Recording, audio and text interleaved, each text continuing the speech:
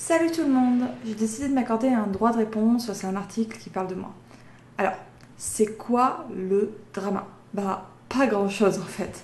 J'espère que je vais pas trop vous écorcher les oreilles parce que je suis encore malade. J'ai un peu de mal à me remettre à cause d'un gros week-end de bénévolat. Je fais assez souvent du bénévolat en fait, que ce soit IRL ou en ligne. Je suis demain sur le groupe Éducation Positive Chien. C'est un petit groupe d'environ 90 000 personnes. Ouais, c'est la galère. Tous les admins ont plusieurs casquettes sur le groupe. On valide les personnes, on valide les postes, on répond, on modère, on vérifie les réponses. Pour ma part, j'ai aussi récupéré la gestion de la carte. Avant, c'était un autre admin qui s'en occupait et qui avait fait un super boulot. Cette carte, c'est un truc qu'on développe pour pouvoir faire de la pub à de bons pros. Pour ça, on a toute une petite organisation. Côté démarche, il faut que le pro postule, puis je lui pose des questions et en fonction des réponses, on discute un peu plus, puis je le valide ou pas. Moi, je suis juste là pour vérifier que les conditions décidées ensemble avec les autres admins sont présentes. Il y a quelques mois, bientôt un an, on a eu un problème. On nous a partagé des vidéos d'un éducateur présent sur notre carte et j'ai pas aimé ce que j'ai vu. Dans ces cas-là, qu'est-ce qu'on fait? Eh bien, on discute entre admins. On définit ce qui nous pose problème. On intègre ces critères aux questions qu'on posera à présent aux pros cherchant à nous rejoindre. Parce que le but, c'est déjà que ça ne se reproduise plus. Puis, malheureusement, on enlève la personne incriminée de la carte, tout en la prévenant. Fin de l'histoire. Ah non, excusez-moi, il y a encore un chapitre visiblement. Aujourd'hui arrive un article à charge qui vient parler de l'éducation positive tout en citant le message que j'avais envoyé pour prévenir du retrait de la carte à l'époque. Alors, mon pseudo a été effacé. Salut, moi c'est Céline Oz. En fait, quitte à laisser mon avatar avec le portrait de ma petite Coucouniwi, autant le dire. Parce qu'une petite loune de hound, c'est reconnaissable. Mais c'est pas bien grave. C'est même plutôt rigolo en fait. À la place de mon pseudo, il y a écrit une éduque, avec des guillemets autour. Un peu comme pour dire que je suis pas une vraie éduque, ce qui rend le truc très rigolo en fait, mais vraiment très rigolo. L'article est super cocasse quand on sait que je suis comportementaliste canin et pas du tout éducatrice. Du tout. Pour bien situer le problème, allons-y par étapes. À l'époque, dans les vidéos, qu'est-ce qui nous a dérangé? Eh bien, il y a un travail de mis en place avec un chien régulateur. Il s'agit de mettre des chiens, je cite, désocialisés et réactifs congénères, en présence d'un chien adulte qui est dit régulateur. Le chien en question est censé apprendre à notre vilain petit élève que quand même être réactif ou mal communiqué, ça ne se fait pas. Pour ça, on prend le chien élève en longe et on lâche le chien régulateur et puis on attend autour. Alors, personnellement, je fais pas mal de balades collectives avec lâcher de chiens. On commence avec 2 ou 3 chiens, mais le plus souvent on a avec nous 5, 6 chiens et parfois beaucoup plus, dont régulièrement des chiens sensibles face aux impolitesses, des chiens réactifs, des chiens en profil variés. Les balades collectives, c'est un truc super formateur, je trouve. Et leçon numéro 1, si tu veux que ça chauffe, si tu veux que ça se bagarre, si tu veux des conflits, il suffit de rester autour et d'attendre sans bouger. C'est juste parfait pour que ça pète. Donc dans les vidéos, on voit un chien élève qui se fait recadrer par un chien prof parce qu'il réagit mal. Et c'est censé nous vendre du rêve. Dans l'article du jour, on nous dit « En effet, qui sur cette planète serait plus à même de comprendre un chien qu'un autre chien, d'appréhender sans jugement ni considération morale ou légale un comportement inapproprié et d'y apporter une réponse ?» Puis, un peu plus loin, redonner une place aux chiens et reconnaître leurs facultés leur permettre d'évoluer dans leur monde, un monde fait d'interactions multiples, variées, ritualisées, de décisions, de choix, de liberté. N'est-ce pas cela la véritable bienveillance? Alors, personnellement, je ne sais pas ce qu'est la véritable bienveillance. J'aurais bien du mal à la définir en tout cas. Mais au-delà de ça, ici, ce que l'auteur nous propose, c'est une espèce d'appel à la nature. Comment ça se passerait dans la nature sans humain pour gérer? Cet argument n'a pas beaucoup de sens, surtout pour défendre le travail d'un chien régulateur tel qu'il est présenté dans ces vidéos. Parce que l'humain attache le chien, l'humain choisit le lieu de la rencontre, l'humain s'immobilise, l'humain attend, l'humain a géré les précédentes rencontres comme celle-ci, l'humain a géré les besoins des chiens, l'humain a géré un millier de petites choses qui provoquent ce résultat final. Oublier que l'humain a vu tout ça pour venir parler du travail du chien régulateur, c'est oublier une énorme facette derrière la situation. Je vais insister là-dessus parce que c'est quelque chose de vraiment très important. L'environnement, alors, quand je dis l'environnement, c'est vraiment tout ce qui entoure une situation comme le lieu, les jeux présents, l'ambiance.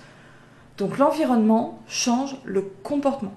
Vous prenez un chien peu codé, dit réactif, suivant le lieu, les personnes, le mouvement en général, les autres chiens présents, son bien-être du moment, etc., etc., vous n'aurez pas du tout le même résultat.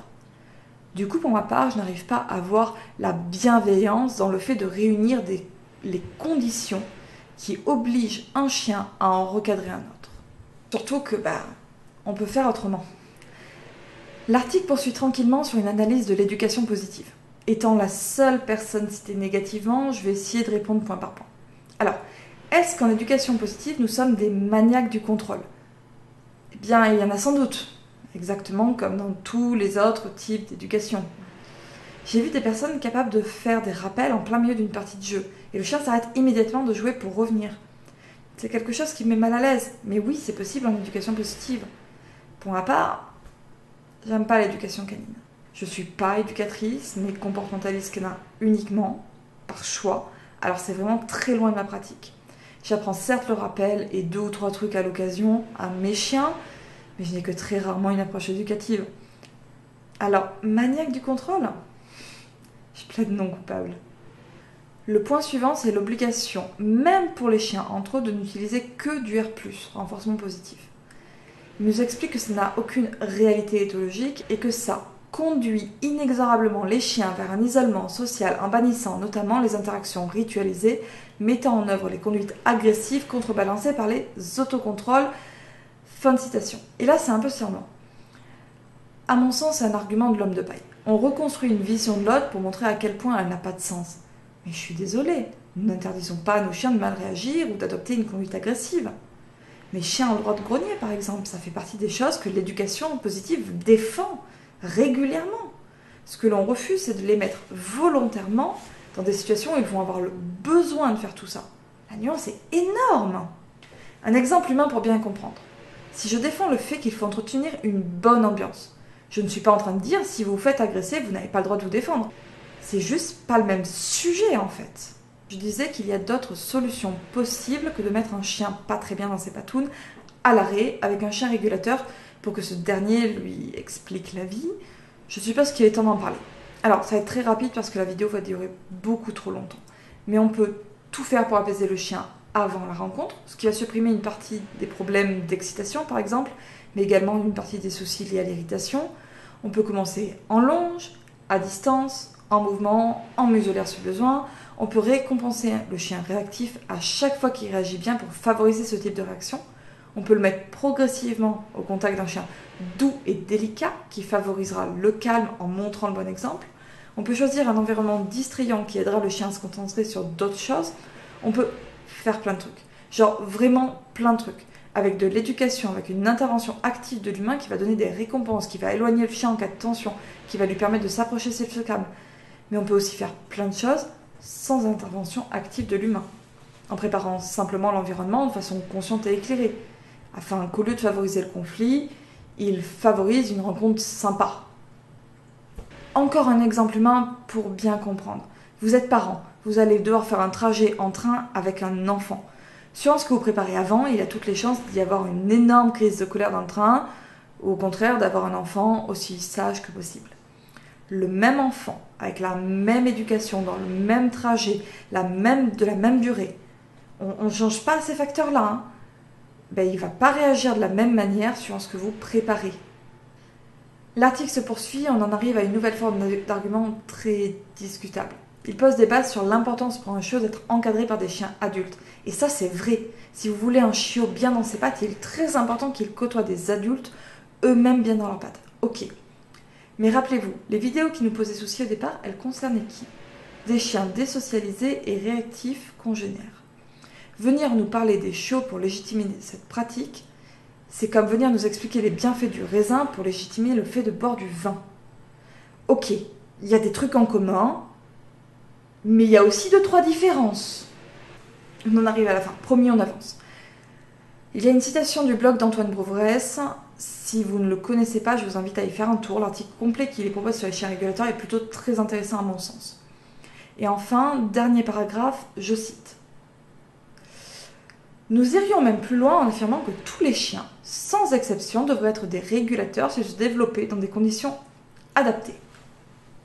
Fin de citation. Non, je suis désolée, mais non. Si on cherche à défendre les qualités des chiens, il faut aussi, je pense, reconnaître leur individualité. Il faut accepter que certains chiens n'ont pas envie, certains sont inquiets, mal à l'aise, certains chiens préfèrent éviter le contact avec ceux qui communiquent mal.